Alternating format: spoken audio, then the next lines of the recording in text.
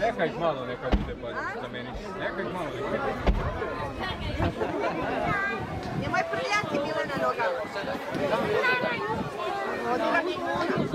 Ajde.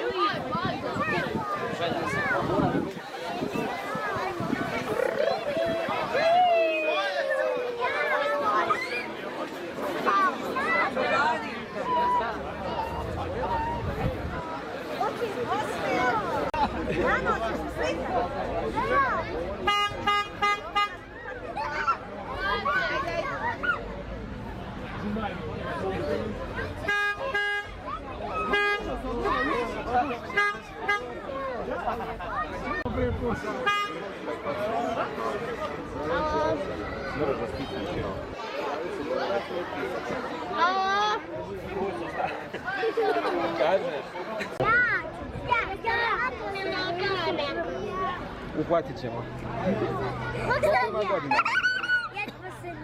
Dobar dan. Dobar dan. Uhvatio mi lopova neko. A šta će vam lopov? Šta ćete raditi s njim? Da ga stavim u zatvor. To, odlično.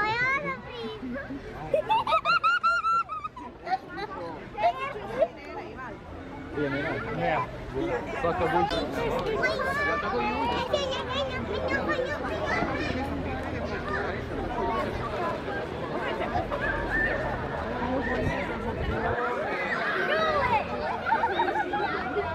Jole, ajde te slika, da pošaljemo majku.